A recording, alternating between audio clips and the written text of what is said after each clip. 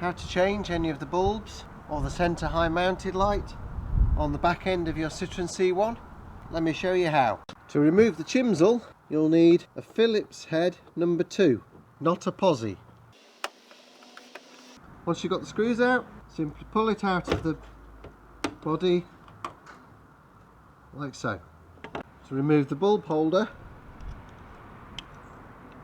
squeeze these 2 clips there and away it comes. These bulbs are W5W.